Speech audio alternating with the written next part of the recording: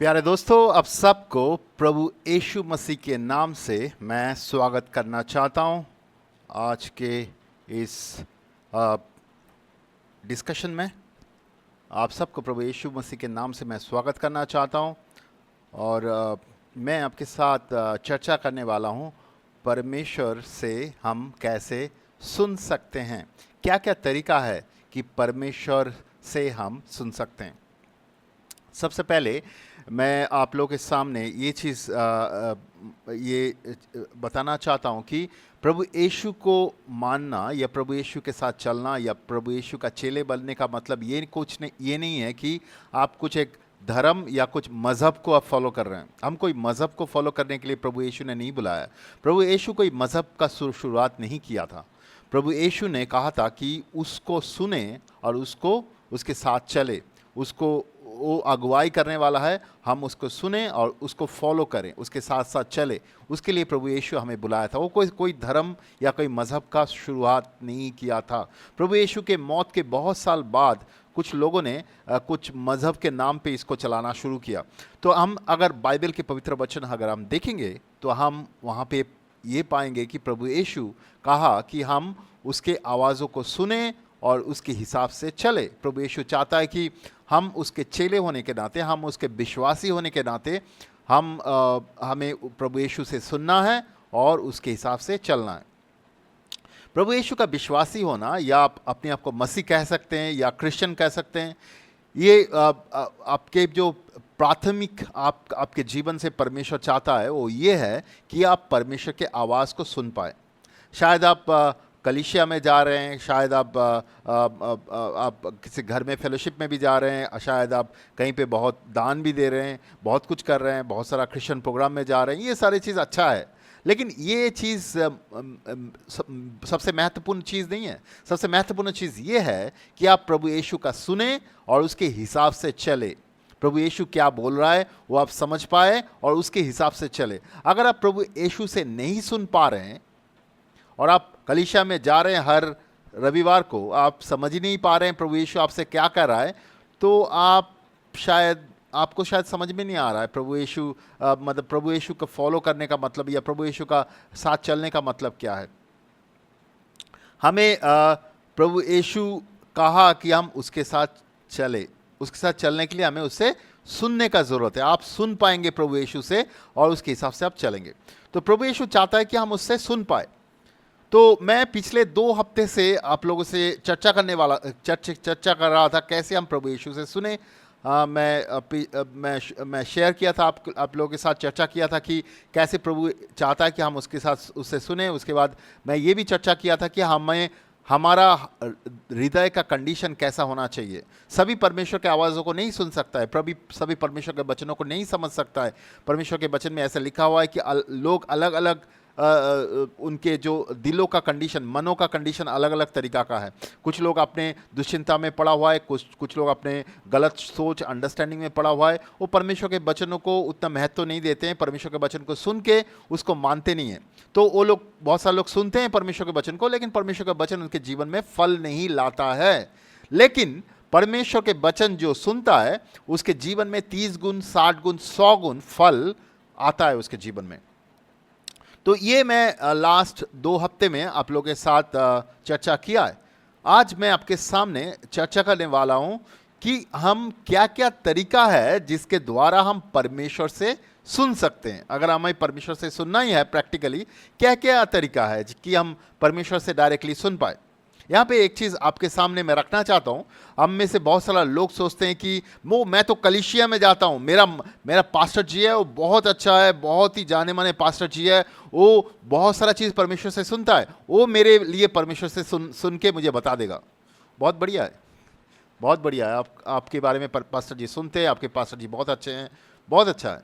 लेकिन फिर भी प्रभु यीशु चाहता है कि आप प्रभु से डायरेक्टली सुनना सीखें और उसके हिसाब से चले। हमारे साथ पास्टर जी हो सकते हैं, लीडर हो सकते हैं जो हमें सहायता कर रहा है, लेकिन अल्टीमेटली परमेश्वर यही चाहता है कि आप मैच्योर बने, आप परमेश्वर से सुनने का सामर्थ्य रखें, सुनने का कोशिश करें और सुन पाए, समझ पाए, सुन पाए, तभी आप परमेश्वर के साथ अच्छी तरह से चल सकते हैं। एक विश्वासी वो हमेशा दूसरे लीडर या दूसरा उसके लोगों के ऊपर भरोसा कर रहे हैं कि वो मेरे लिए परमेश्वर से कुछ सुन के मुझे देगा, वो परमेश्वर में मैच्योरिटी का लक्षण नहीं है। एक परमेश्वर में मैच्योर व्यक्ति वो खुद परमेश्वर से सुनता है और उसके हिसाब से वो चलता है, परमेश्वर के वचन से सुनता है और उसके हिसाब से वो चलता है। वो लक्षण है कि वो व्यक्ति मैच्योर है, परमेश्वर में बढ़ रहा है। आपके लीडर अच्छा हो सकता है जो आपको सहायता कर रहा है, बहुत बढ़िया है, करना चाहिए। एक्चुअली मैं भी बहुत सारे लोगों को सहायता करता हूँ, लेकिन अल्टीमेटली आपको व्यक्तिगत रूप से परमेश्वर से सुनने का ज़रूरत है, तभी आप परमेश्वर के साथ अच्छी तरह से चल सकते हैं और परमेश्वर के काम में इस्तेमाल हो सकते हैं। ये परमेश्वर की इच्छा है। अभी मैं आपके सामने लेके आना चाहता हूं कि बहुत सारा तरीका है कैसे आप परमेश्वर से सुन सकते हैं। तो पहला तरीका जो परमेश्वर के वचन सुनने का, वो पहला तरीका है परमेश्वर का वचन। परमेश्वर का वचन जो परमेश्वर के आत्मा के द्वारा इंस्पायर होके उसके प्रेरणा से लिखा हुआ था, वो परमेश्वर के वचन में परमेश्वर ने लिखा है हमारे बारे में। परमेश्वर लिखा है हमें क्या करना है, परमेश्वर लिखा है उसके वो क्या सोचता है हमारे बारे में, वो क्या चाहता है हमारे बारे में। इसलिए परमेश्वर के वचन जब आप पढ़ेंगे और उसको पढ़ेंगे रेगुलरली, उसके साथ समय बिताएंगे, परमेश्वर के वचन आपके साथ बातें करेगा। परमेश्वर के वचन में जीवन छुपा हुआ है। जब आप परमेश्वर के वचन को पढ़ेंगे, उसको सोचेंगे, उसके ऊपर मेडिटेट करेंगे, वो आपसे बातें करेगा। दूसरा तीमुथियुस की किताब उसका 3:16 में लिखा हुआ है, सारा पवित्र शास्त्र परमेश्वर के प्रेरणा से रचा गया है, ये शिक्षा देने, गलत आधारों को सुधारने के लिए और दोष सुधार अर्थात धार्मिकता की शिक्षा के लिए दिया गया है। तो ये जो परमेश्वर का वचन है, परमेश्वर के आत्मा के प्रेरणा से लिखा हुआ है। परमेश्वर खुद ने लिखा है, परमेश्वर लोगों ने लिखा है, लेकिन परमेश्वर के प्रेरणा से लिखा हुआ है। परमेश्वर की इच्छा छुपा हुआ है, परमेश्वर के अंडरस्टैंडिंग छुपा हुआ है, वो क्या चाहता है हमारे बारे में वो छुपा हुआ है। इसलिए जब आप परमेश्वर के वचन को पढ़ेंगे रेगुलरली, हर एक दिन पढ़ेंगे, लगातार पढ़ेंगे, परमेश्वर से आप सुन पाएंगे, वो आपसे बातें करेगा। आप अगर परमेश्वर के वचन को नहीं पढ़ेंगे, परमेश्वर आपसे बात नहीं कर रहा है। बहुत सारे लोग आके मुझे बोलता है मैं परमेश्वर मुझसे बातें नहीं कर रहा है, मैं बहुत प्रार्थना कर रहा हूँ। मैं बोला परमेश्वर का वचन पढ़िए, उसमें परमेश्वर ने बहुत सारा चीज़ परमेश्वर के प्रेरणा से लिखा हुआ है, वो आपसे बातें करेंगे। हमें परमेश्वर के वचन के साथ समय बिताना ज़रूरी है, तब परमेश्वर हमसे बातें करेगा। आप बहुत बिजी हो सकते हैं जॉब में, परिवार के कामों में, बहुत सारा चीज़ों में, लेकिन परमेश्वर के साथ समय बिताना है, उसके वचनों के साथ समय बिताना है, तभी हम परमेश्वर से सुन सकते हैं। परमेश्वर हमें बातें करता है, उसके जो वचन जो लिखा गया है बाइबल में, उसके द्वारा।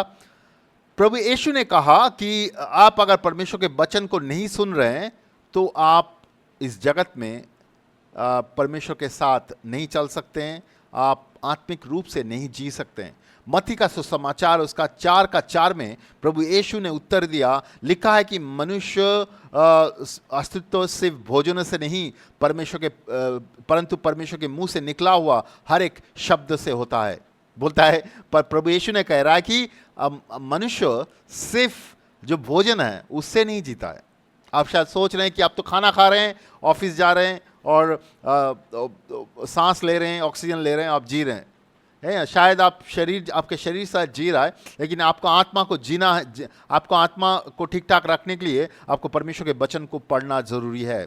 अगर आप परमेश्वर के वचन को नहीं पढ़ रहे हैं लगातार, तो आपके आत्मा मुर्दा है। यहाँ पे प्रभु यीशु कह रहा है कि आपको जीना है तो परमेश्वर के मुंह से निकला हुआ शब्द से जीना होगा। परमेश्वर के बोला हुआ शब्द, इसको रेमा वर्ड बोलते हैं। परमेश्वर जो शब्द आपसे बोलता है वो आपको सुनना ज़रूरी है, लगातार सुनना है, तभी आप परमेश्वर के साथ ठीक से जी सकते हैं। मतलब आप आत्मिक रूप से ठीक से चल सकते हैं परमेश्वर के साथ। बहुत सारा लोग है, वो खा रहा है, ऑक्सीजन ले रहा है, बहुत कुछ कर रहा है, लेकिन परमेश्वर से सुन नहीं रहा है। उसके आत्मा मुर्दा है, आत्मा मर चुका है अंदर, परमेश्वर से सुनता नहीं है।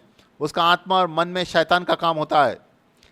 अगर आप परमेश्वर से सुन नहीं पा रहे हैं, तो आपके अंदरूनी व्यक्ति ताकतवर नहीं है। परमेश्वर चाहता है आपसे बात करने के लिए, तो आपको सुनना ज़रूरी है। आप अगर नहीं सुन पा रहे परमेश्वर से, तो आप शायद मुर्दा है। हम अगर कुछ दिन नहीं खाएंगे, क्या हो जाएगा? हम दुबले पतले हो जाएंगे, फिर हम हमारे अंदर ताकत नहीं रहेगा, ऊर्जा नहीं रहेगा शरीर में, क्योंकि खाना हमें ऊर्जा देता है, ताकत देता है, सामर्थ्य देता है, बुद्धि देता है, ज्ञान देता है, तभी हम चलते हैं। वैसे ही आप अगर परमेश्वर के वचन अगर लगातार आपके जीवन में ले रहे हैं तो परमेश्वर के वचन आपको ताकत देता है, अंदर से आत्मिक रूप से ताकत देता है, और आपको बुद्धि ज्ञान देता है, सामर्थ्य देता है, आपको शैतान के सारे कामों को के विपक्ष में खड़ा होने के लिए, एक जयवंत जीवन जीने के लिए। इस दुनिया में शैतान बहुत सारा चीज़ करता है, उसके विपक्ष में जयवंत जीवन जीने के लिए। उसके अलावा भी हमारे जीवन में बहुत सारा बुद्धि और ज्ञान का जरूरत है, हर एक दिन का जो जीवन है उसको जीने के लिए। हम बहुत सारा समय अब जब समझते नहीं है ठीक चीज़ों को, हम गलत चीज़ों में फंस जाते हैं और गिर जाते हैं वहाँ पे, और हम फिर समझते नहीं है क्यों ऐसा हो रहा है। परमेश्वर चाहता है कि हम आत्मिक रूप से और ताकतवर बने, कि हम सारी चीज़ों को परमेश्वर के बुद्धि और ज्ञानों से समझ सकते हैं और ठीक स्टेप्स ले सकते हैं, आगे ठीक से बढ़ सकते हैं, और परमेश्वर की सहायता से शैतान के सारी चीज़ों को दूर कर सकते हैं। इवन हमारे जीवन में जो चीज़ करना चाहिए, जो स्टेप्स लेना चाहिए, जिस रास्ते में हमें चलना चाहिए, वो समझ पाए और उस तरीके से चल पाए। तो इसलिए परमेश्वर से सुनना, परमेश्वर के वचन के साथ समय बिताना बहुत ज़रूरी है। दूसरा जो तरीका है, परमेश्वर के वचन के अलावा, परमेश्वर के वचन मेन है, उसको हमें पढ़ना है, उससे परमेश्वर के शब्दों को सुनना है, परमेश्वर हमसे बातें करेगा उसके द्वारा।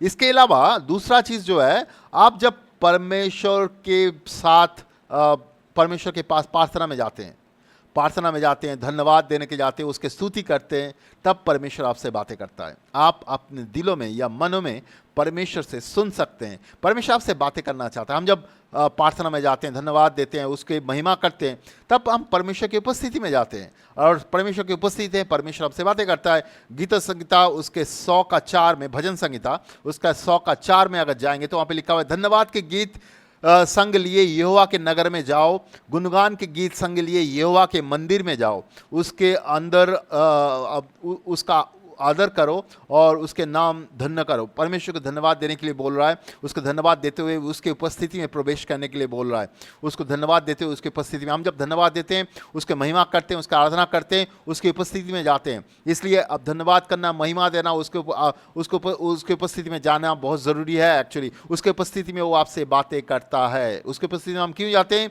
वो आपसे बातें करता है, वो आपको सारे बंधनों से निकाल के लेके आता है, वो आपसे बातें करता है, वो आपको सहायता करता है। इसके बाद भजन संहिता 95 के उसके 6 से 8 अगर हम पढ़ेंगे, वहाँ पे लिखा हुआ है, जाओ हम उसको प्रणाम करें और उसकी उपासना करें, जाओ हम परमेश्वर के गुण गाएं, जिसने हमें बनाया है, वो हमारा परमेश्वर और हम उसके वक्त हैं। यदि हम उसके सुने तो हम आज उसके वेड़ हैं। परमेश्वर कहता है कि तुम जैसे मरीबा और मेहरूत के मसा के कठोर थे, वैसे कठोर मत बनो। जो इज़राइल के पूर्वज लोग थे, वो लोग इज़राइल जब मिस्र देश से निकल के आए थे, उसके बाद परमेश्वर जब उससे बात करने लगा मरुस्थल में, तो वो लोग अपना दिलों को कठोर किया था, वो परमेश्वर का सुना नहीं। तो यहाँ पे वही चीज़ बोल रहा है कि आप जब परमेश्वर को प्रणाम करो, उसके सामने झुको, उसके आराधना में जाओ, तो अब परमेश्वर तुमसे बातें करेगा। और जब परमेश्वर तुमसे बातें करेगा, अपने दिलों को कठोर मत करो। तो यहाँ पे भी भजन संहिता 95 उसका 6 से 8 में भी हम देख रहे हैं, जब हम उसके सामने झुकते हैं, उसके आराधना करते हैं, उसका स्तुति करते हैं, उसकी उपस्थिति में जाते हैं, तब भी परमेश्वर हमसे बातें करता है। और यहाँ पे बोल रहा है, जब परमेश्वर आपसे बातें करता है, अपने दिलों को कठोर मत करो। तो हम जब उसके आराधना में जाते हैं, उसके स्तुति में जाते हैं, उसके धन्यवाद करते हैं, तब परमेश्वर हमसे बातें करता है। हम में से बहुत सारे लोग जब धन्यवाद में समय बिताते हैं, परमेश्वर हमसे बहुत सारा बातें करता है। तो हमें सुनने का कोशिश करना ज़रूरी है। हम जब धन्यवाद में जाते हैं, आराधना में जाते हैं, परमेश्वर हमसे बातें करता है, तो वैसे परमेश्वर बातें कर सकता है। तीसरा तरीका जो है, वो परमेश्वर हमारे दिलों में ऐसे ही बातें करता है। चाहे मान लीजिए आप कुछ तकलीफ़ों के बीच में से चल रहे हैं, आप रोज़ का जीवन में चल रहे हैं, कुछ कामों में काम कर रहे हैं, कुछ कर रहे हैं, उस समय परमेश्वर आपके दिलों में बात कर सकता है। एक परमेश्वर का आवाज़ आप दिल में सुन सकते हैं। पहला राजा उसका 19 का 13 में एलाइजा जो था, उसके दिलों में परमेश्वर ने बातें किया। तो ऐसे आपके दिलों में भी परमेश्वर कभी कभी बात कर सकता है, लेकिन उस चीज़ को आपको परमेश्वर के वचन से जांचना जरूरी है। बहुत सारा समय शैतान भी बातें कर सकता है और हमारा खुद की इच्छा से भी बहुत सारा चीज़ मन में आ सकता है, तो हमें वो चीज़ जांचना जरूरी है परमेश्वर के वचन के द्वारा। परमेश्वर के वचन जो है वो उससे हमें विचार करना है कि जो हमने सुना वो परमेश्वर से है क्या, या हमारे मन में ऐसे ही कुछ आ गया, या कुछ शैतान से आ रहा है, या कुछ अपनी इच्छा से आ रहा है। तो हमारे मन में भी परमेश्वर बातें कर सकता है, लेकिन उसको जांचना जरूरी है परमेश्वर के वचन के द्वारा। चौथा तरीका है कि हम जब किसी का मैसेज सुन रहे हैं, परमेश्वर का जो शिक्षा हम सुन रहे हैं किसी से, तब परमेश्वर हमसे बातें कर सकता है। आप मान लीजिए कलीसिया में गया हुआ है, आप मान लीजिए आपके मंडली में है, आप मान लीजिए कहीं पे प्रार्थना में गया हुआ है, वहाँ पे कुछ लोग प्रार्थना कर रहे हैं एक साथ, तो वहाँ पे कोई शिक्षा दे रहे हैं, तो उस शिक्षा के दौरान भी परमेश्वर आपसे बातें कर सकता है। आप मान लीजिए कि ऑनलाइन में भी कोई शिक्षा आप देख रहे हैं, सुन रहे हैं, वहाँ पे भी परमेश्वर आपसे बातें कर सकता है। उस शिक्षा के द्वारा परमेश्वर आपसे बातें कर सकता है। तो आप सुनिए उस चीज़ को, उस शिक्षा को, परमेश्वर के वचन से उसको जांचिए कि आपके लिए है कि नहीं हो, फिर वो चीज़ को अप्लाई कीजिए। परमेश्वर आपसे बात करना चाहता है, वो आपसे कोई भी शिक्षा से भी बात कर सकता है। जब आप परमेश्वर का शिक्षा अलग अलग सोर्स से आप देखते हैं, लेकिन आपको जांचना जरूरी है, क्योंकि बहुत सारा शिक्षा है जो गलत शिक्षा है। आपको इसलिए मैं बार बार बोल रहा हूँ, परमेश्वर के वचन से और हर एक चीज़ों को जांचना जरूरी है। परमेश्वर के वचन से आप अगर मन में भी सुना या दूसरे किसी से सुना, आपको जांचना जरूरी है परमेश्वर के वचन से। अगर आप जांचेंगे परमेश्वर के वचन से, तो परमेश्वर के वचन से आपको सच्चाई पता चलेगा, तब आप उस चीज़ को अच्छी तरह से समझ सकते हैं और अपने जीवन में अपना सकते हैं। इसके अलावा पांचवा तरीका कि आप दूसरे विश्वासी से सुन सकते हैं। परमेश्वर आपसे बातें कर सकता है दूसरे विश्वासी से।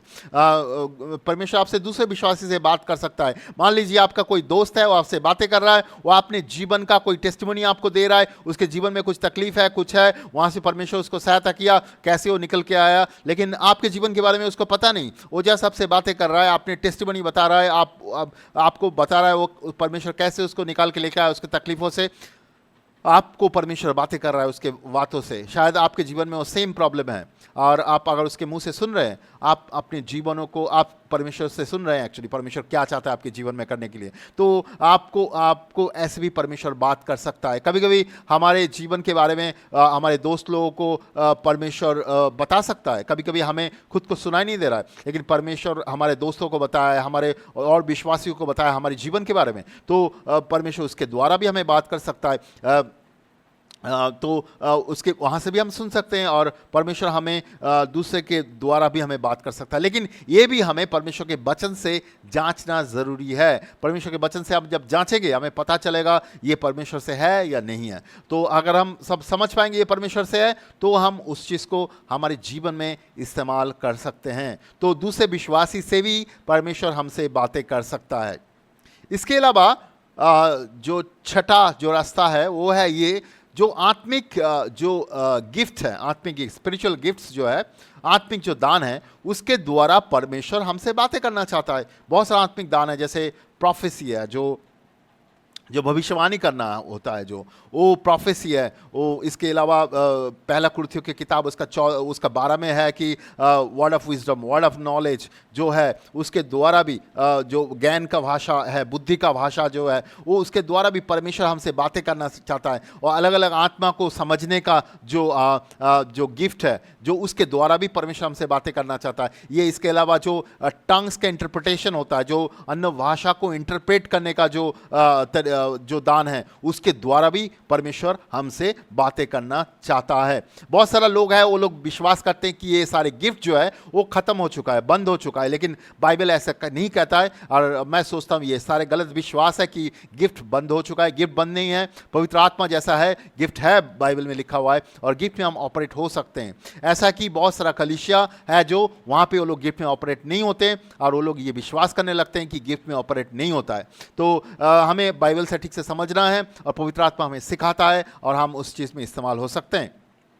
हम कुछ वर्ड्स को पढ़ेंगे, यहाँ पे हम समझ पाएंगे कि कैसे परमेश्वर चाहता है कि हम प्रोफेसी यानी कि भविष्यवाणी करना चाहिए। पहला कुरिन्थियों की किताब उसका 14 का 14:3 में लिखा हुआ है प्रोफेसी के बारे में। बोल रहा है कि यहाँ पे प्रोफेसी जो है वो भविष्यवाणी जो है वो आत्मिक उन्नति के लिए है और हमें प्रोत्साहित करने के लिए है और हमें संबोधित करने के लिए है, मतलब कुछ लोगों को कंफर्ट करने के लिए भी है। इंग्लिश में लिखा हुआ है एडिफिकेशन, एक्सॉर्टेशन एंड कंफर्ट। पहला कुरिन्थियों के किताब 14:3 में प्रोफेसी का 3 मेन कारण लिखा हुआ है, एडिफिकेशन, एक्सॉर्टेशन एंड कंफर्ट एक्चुअली। तो हमें प्रोफेसी हमें सीखना है, प्रोफेसी हमें करना है। इनफैक्ट जो पौलुस रहता है, जो एपोस्टल पौलुस रहता है, वो चाहता है कि वो बोलता है कि मैं चाहता हूँ सारे लोग प्रोफेसी करें। जो कलीसिया में जो सारे विश्वासी है वो सारे लोग प्रोफेसी करें। आपको प्रोफेसी करने के लिए प्रॉफिट होने का ज़रूरत नहीं है। मैं बार बार बोल रहा हूँ ये चीज़, आपको प्रोफेसी करने के लिए प्रॉफिट होने का ज़रूरत नहीं है। प्रॉफिट एक पर्टिकुलर काइंड ऑफ गिफ्ट है 5-fold मिनिस्ट्री में, लेकिन प्रोफेसी करने के लिए आपको प्रॉफिट होने का ज़रूरत नहीं है। जैसे आपको हीलिंग प्रार्थना करने के लिए आपको हीलर होने का ज़रूरत नहीं है, सभी के अंदर वो गिफ्ट दिया हुआ है, ऐसे प्रोफेसी सभी लोग कर सकता है। पहला कुरिन्थियों की किताब उसका 14 में चलिए, हम देखेंगे यहाँ पे सच्चाई।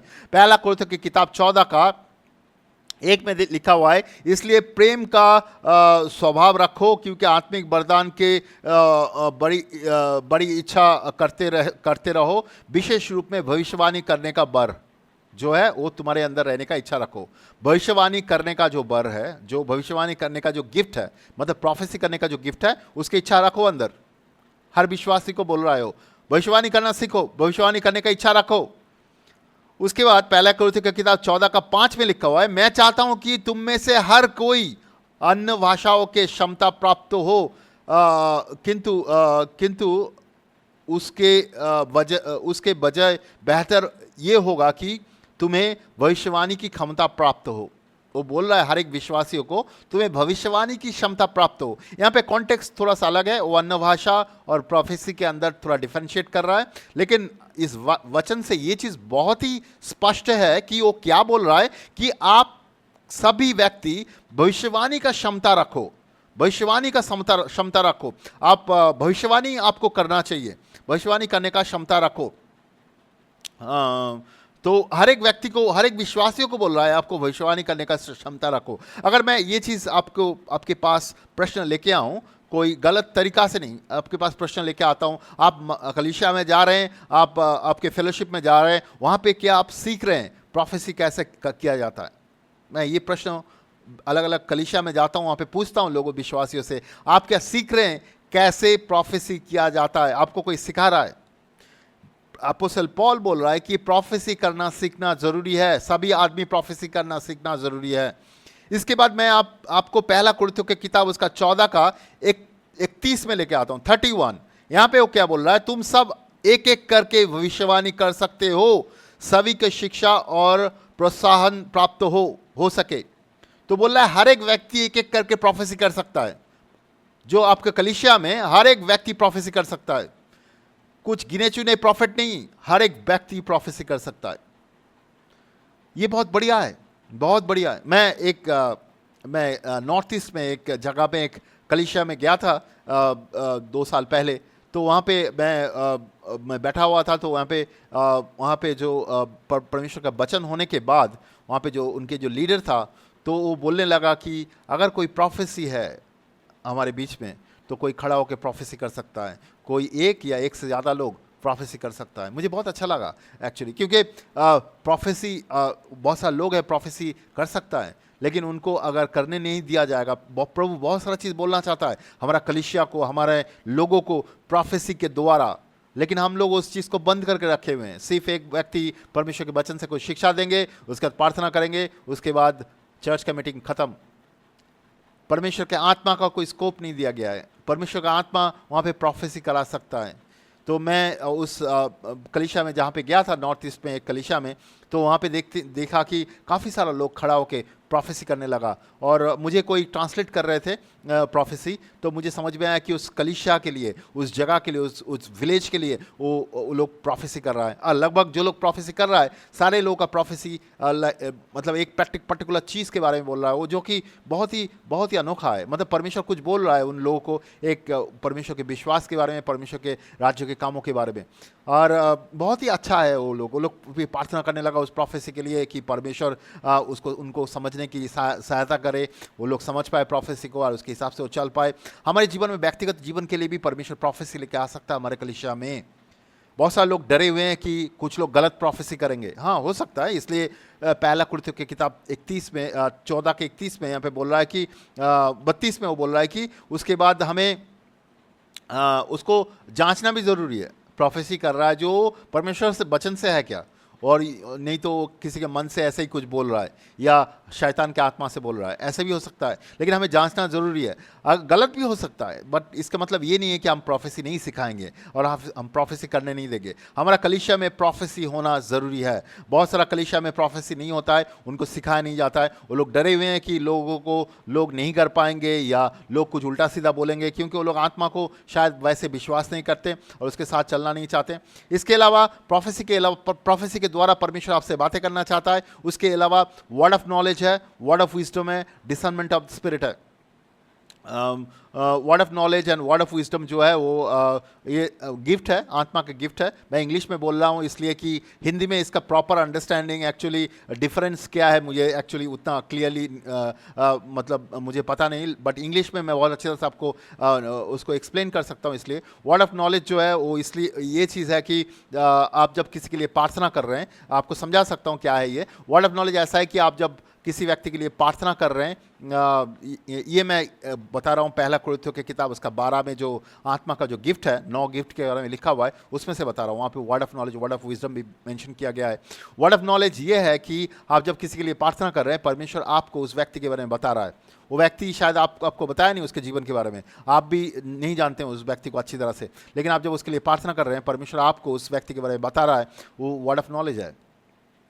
ऐसे बहुत सारा समय होता है कि आप किसी व्यक्ति को मिनिस्ट्री कर रहे हैं, लेकिन वो मिनिस्ट्री आगे नहीं बढ़ पा रहा है, उसके जीवन में बंधन है, वो सारे बंधनों से निकल के नहीं आ पा रहा है, उसके अंदर डीमन शैतान का आत्मा है, उसके जीवन में बहुत सारा प्रॉब्लम है, वो वहाँ से निकल के नहीं आ पा रहा है। आप भी पूछ रहे हैं उसको, आपके जीवन में कोई चीज़ है जिससे आपको मन फिराना ज़रूरी है, परमेश्वर के पास क्षमा मांगने की ज़रूरत है, वो बता नहीं पा रहा है। लेकिन आप परमेश्वर को पूछिए उसके जीवन में ऐसा क्या है जो बंधन में पड़ा हुआ है, तो परमेश्वर आपको बताएगा उस व्यक्ति के जीवन के बारे में। उसको वर्ड ऑफ नॉलेज बोलता है, और परमेश्वर आपको सहायता करेगा उस चीज़ों से उसको डील करने के लिए, उसको मिनिस्ट्री करने के लिए। एक बार मैं एक जगह पे एक औरत को मिनिस्ट्री कर रहा था, तो उसके जीवन में बहुत सारा बंधन था, उस बंधन से वो निकल के नहीं आ पा रहा था। हम लोग सभी समझ पा रहे थे उसके जीवन में बंधन है, लेकिन हमें पता नहीं उसको बंधन से कैसे उसको निकल के लेके आना है। उसको खुद को भी कुछ याद नहीं आ रहा है अपने जीवन के बारे में। कुछ पापों को पश्चाताप किया है, पापों को स्वीकार किया है, और उसके लिए हम लोगों ने प्रार्थना किया, लेकिन फिर भी बंधन में है। तो हम लोग प्रार्थना करने लगे, तो परमेश्वर हमसे बताया कि उसके जीवन में कुछ गलत काम हुआ है, जो सेक्सुअल अटैक हुआ है, कोई व्यभिचार का काम है उसके जीवन में। जब मैंने उसके साथ बात करने लगा, तो वो रोने लगी और बोलने लगी कि हाँ, मेरे साथ ऐसे किसी ने लोगों ने किया है, बट मेरे मन में आ नहीं रहा था, अभी मुझे याद आया। तो हम लोगों ने उस चीज़ के बारे में प्रार्थना किया, उसके जीवन में बहुत सारा बंधन टूट गया एक्चुअली, वो मुक्त हुआ वहाँ से, पापों से मन परिवर्तन किया, वो फिर प्रभु यीशु को विश्वास करने लगा। तो ऐसे वर्ड ऑफ नॉलेज बहुत सारा समय आपको सहायता कर सकता है। आप जब मिनिस्ट्री कर रहे हैं तो अब ये चीज़ बहुत ही ज़रूरत है आपको हेल्प मानने के लिए। पवित्र आत्मा आपको सहायता करता है उस व्यक्ति के जीवन समझने के लिए। उसके बाद वर्ड ऑफ विजडम है, जो आपको एक स्पेसिफिक जगह में, आप जब किसी तकलीफ़ों में पड़े हुए हैं, किसी चीज़ों में पड़े हुए हैं, तो आपको ये पर्टिकुलर नॉलेज या अंडरस्टैंडिंग आपको चाहिए, जो अंडरस्टैंडिंग आपको उस तकलीफ़ों से आपको निकल के आने में सहायता करेगा। मान लीजिए फॉर एग्जाम्पल, आप किसी ऑफिस में या कहीं फैक्ट्री में काम करते हैं, वहाँ पे एक बहुत बड़ा सा एक मशीन है और वो मशीन काम नहीं कर रहा है। बहुत सारा इंजीनियर, बहुत सारा मैकेनिक, बहुत सारा लोग आके उसके ऊपर उसको चलाने की कोशिश कर रहा है, लेकिन उनको पता नहीं कैसे उसको ऑन किया जाए। वो लोग सारे चीज़ कर रहे हैं, लेकिन फिर भी वो मशीन ऑन नहीं हो रहा है। आप भी उस फैक्ट्री में है या ऑफिस में है, आप प्रभु के पास प्रार्थना करने लगे, तो प्रभु आपसे बात किया कि ये चीज़ कर दो, ये स्विच यहाँ पे ऑन कर दो, तो वो मशीन ऑन हो जाएगा। एक पर्टिकुलर काइंड ऑफ विजडम है एक्चुअली। आप जाके वो चीज़ करते हैं और वो मशीन काम करना शुरू कर देता है, और सभी एकदम ताज्जुब बन जाता है आपकी तरफ देख के, और आपको पूछता है आप कैसे कर दिया, आप ये चीज़ कैसे जानते हैं? तो एक्चुअली आप नहीं जानते हैं, आप प्रभु के पास प्रार्थना किया, प्रभु ने आपको दिखाया। इसको वर्ड ऑफ विजडम बोलते हैं। और ये सिर्फ काम पे ही नहीं नहीं, हमारे जीवन में, हमारे परिवार में, हमारा कलीसिया में बहुत सारा चीज़ों के समाधान के लिए हमें ज़रूरत है। और परमेश्वर हमें सहायता करता है। एक विशेष रूप का जो विजडम है, विशेष रूप का जो ज्ञान है, वो हमें वो देना चाहता है, ताकि हम उस तकलीफ़ों से निकल के आ सकते हैं और परमेश्वर का महिमा कर सकते हैं। ये नहीं है कि हम कोई विशेष व्यक्ति है इसलिए परमेश्वर हमें बताया, ये इसलिए है कि परमेश्वर महान है और वो हमें सहायता करना चाहता है, वो हमें तकलीफ़ों से निकल के लाना चाहता है, वो हमें सहायता करना चाहता है हमारे हमारे हमारे जीवन के हर एक समय में। इसके अलावा भी डिसर्नमेंट ऑफ स्पिरिट होता है, मतलब जो आत्मा है, अलग अलग आत्मा हमसे बातें कर सकता है, तो हमें समझ में आएगा कौन बातें कर रहा है। मान लीजिए आप कुछ व्यक्ति के साथ कुछ मिनिस्ट्री कर रहे हैं, उसको सहायता कर रहे हैं उसके जीवन में पापों से निकल के आने के लिए, लेकिन उसके जीवन में बहुत सारा शैतान का ताकत काम करता है और उस शैतान के ताकतों के द्वारा वो कुछ बोल रहा है आपको, वही खुद ही बोल रहा है, लेकिन आपको समझ में नहीं आ रहा है माफ़ कीजिएगा, आपको समझ में नहीं आएगा कि वो बोल रहा है या शैतान बोल रहा है या उसका कुछ गलत इच्छा बोल रहा है, कौन बोल रहा है उसके अंदर से। तो उसको बोलता है डिसर्नमेंट ऑफ स्पिरिट, मतलब पहचानने की क्षमता, उसके अंदर से शैतान बोल रहा है या वो व्यक्ति बोल रहा है या और कोई बोल रहा है।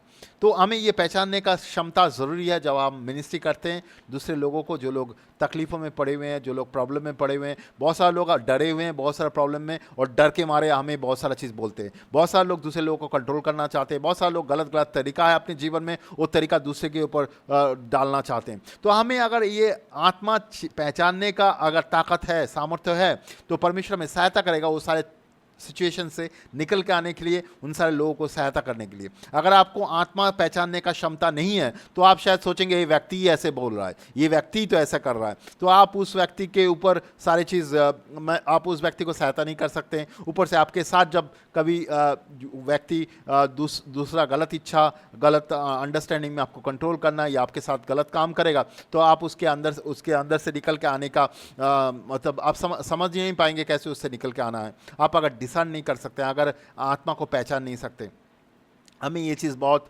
स्ट्रांगली ज़रूरत है। आप अगर आत्मा में चलेंगे, आत्मा आपको सहायता करेगा अलग अलग आत्माओं को पहचानने का क्षमता देने के लिए। ये मिनिस्ट्री के लिए ज़रूरत है, लेकिन हमारे हर एक दिन का ज़िंदगी चलने के लिए भी ये जो गिफ्ट है इसका ज़रूरत है। इसके द्वारा हम समझ सकते हैं परमेश्वर से, कौन सा परमेश्वर से है, कौन सा शैतान से है, कौन सा आदमी से है, वो परमेश्वर बहुत अच्छी तरह से समझाता है। इसके अलावा भी इंटरप्रिटेशन ऑफ टंग्स होता है, मतलब जहाँ पे एक आदमी अन्य भाषा में बात कर रहा है तो उसको आप इंटरप्रेट कर रहे हैं, उसके द्वारा परमेश्वर आप लोगों से कुछ बात करना चाहता है। एक प्रॉफिटिक तरीका का मैसेज है एक, तो वो चीज़ परमेश्वर हमसे बातें करना चाहता है।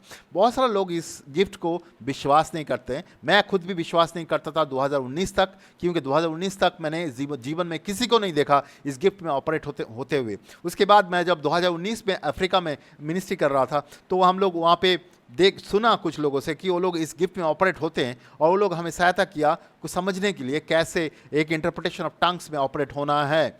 उसके बाद मैं जब अलग अलग जगह में मिनिस्ट्री करने गया, मैं इंटरप्रेट करने लगा दूसरे का टंग्स को। हमेशा नहीं होता है, कभी कभी परमेश्वर सहायता करता है। ये एक विशेष गिफ्ट है एक्चुअली, जब परमेश्वर का ज़रूरत है परमेश्वर किसी को इस्तेमाल करता है ताकि उस कलीसिया को उन्नति हो, कलीसिया को एडिफिकेशन हो, कलीसिया सच्चाई समझ पाए और वो आगे बढ़ पाए। तो इसके द्वारा भी परमेश्वर हमने बात करता है, तो हमें समझना ज़रूरी है। Prophecy, word of wisdom, word of knowledge, interpretation of tongues, इसके द्वारा परमेश्वर हमसे बातें करता है। इसके अलावा परमेश्वर हमसे सपने में बात करते हैं, सपने में परमेश्वर हमसे बातें करते हैं।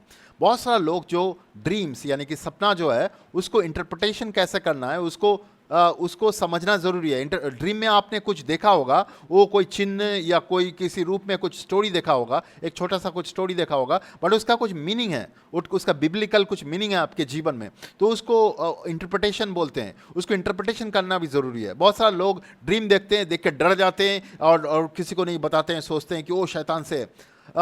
शैतान से भी कभी कभी ड्रीम हो सकता है, लेकिन परमेश्वर आपसे बातें करता है ड्रीम के द्वारा, मतलब सपने में परमेश्वर आपको सहायता करना चाहता है, वो आपसे बातें करता है। तो आपको वो चीज़ भी सीखना ज़रूरी है, कैसे सपना को इंटरप्रेट किया जाता है, मतलब उसको सही तरीके से समझा जाता है कि परमेश्वर आपसे क्या बातें कर रहा है। अभी यहाँ पे एक चीज़ है कि सपना देखना एक चीज़ है, सपना को इंटरप्रिटेशन करना मतलब उसको साधारण तरीका से समझना हमारे जीवन में, हम मेरे जीवन में कैसे एप्लीकेबल है, वो भी हर एक तरीका का अंडरस्टैंडिंग है, वो सबके पास नहीं होता है। तो मैं आपको ये बताऊंगा, आप अगर सपना देख रहे हैं तो आप जो लोग सपने इंटरप्रिटेशन करता है उनके साथ जुड़िए, उनको बताइए कि ये सपना आपने देखा है, अपने जीवन में ये चल रहा है, आपके सपने जो सपना आपने देखा है उसका मतलब क्या हो सकता है, वो आपको सहायता कर सकता है। तो बिब्लिकल अंडरस्टैंडिंग है बहुत सारा चीज़ सपने को इंटरप्रिटेशन करने के लिए। तो आप अगर कुछ दिन उसके साथ समझने की कोशिश करेंगे कैसे ड्रीम इंटरप्रिटेशन होता है, आप खुद सीख जाएंगे, फिर आप खुद अपने सपने को इंटरप्रेट कर सकते हैं, समझ सकते हैं या दूसरे को भी सहायता कर सकते हैं। परमेश्वर के राज्य के कामों में हमेशा हमें खुद को सीखना है और दूसरे को सहायता करना है, सिर्फ हमारे लिए नहीं है, ये सेल्फिश अंडरस्टैंडिंग नहीं है, हमें सिखाना है। प्रभु यीशु ने बोला चेले बनो और चेले बनाओ। चेले बन के हम खुद का राज्य नहीं बनाते, दूसरे के परमेश्वर के राज्य में काम करते हैं और दूसरे को सिखाते हैं और उनको भेजते हैं परमेश्वर के राज्यों के कामों के लिए। तो ऐसे ही आप परमेश्वर के जो अंडरस्टैंडिंग है उसको जो समझते हैं हम लोग, उसके बाद हम दूसरे को समझाना ज़रूरी है। ऐसे ही ड्रीम इंटरप्रिटेशन जो होता है, मतलब जो अपना जो सपना को जो हम समझने का जो अंडरस्टैंडिंग होता है वो हमें खुद को सीखना है, फिर हमें दूसरे को सिखाना ज़रूरी है। सपने के द्वारा परमेश्वर हमसे बातें करता है। कभी कभी सपना डायरेक्ट होता है, उसको इंटरप्रेट करने का ज़रूरत नहीं है, बहुत ही क्लियरली वो बता रहा है, बट कभी कभी मैक्सिमम टाइम में उसको इंटरप्रेट करना जरूरी है।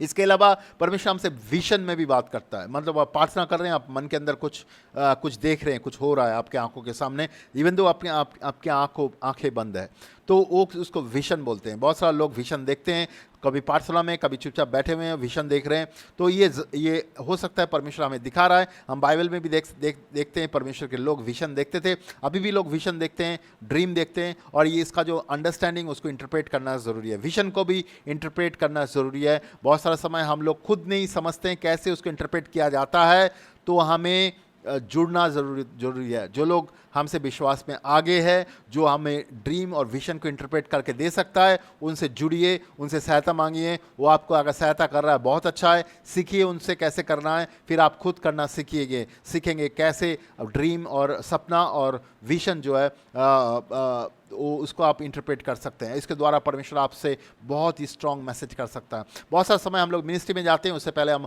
उपवास प्रार्थना करते हैं, परमेश्वर के साथ समय बिताते हैं, तब परमेश्वर हमसे बातें करता है। कभी कभी ड्रीम्स के द्वारा, सपने के द्वारा, कभी कभी विजन्स के द्वारा, कभी कभी परमेश्वर के वचन से परमेश्वर हमसे बातें करता है। यहाँ पे मैं एक चीज़ बोलना चाहता हूँ, आप सपने में या विजन में कुछ भी देखें, वो परमेश्वर के वचन से आपको जांचना जरूरी है। परमेश्वर के वचन से आपको जांचना हमेशा ज़रूरी है कि सच्चाई क्या है, तभी आपको समझ में आएगा परमेश्वर आपसे क्या बोल रहा है, तब आप उस रास्ते में चल सकते हैं।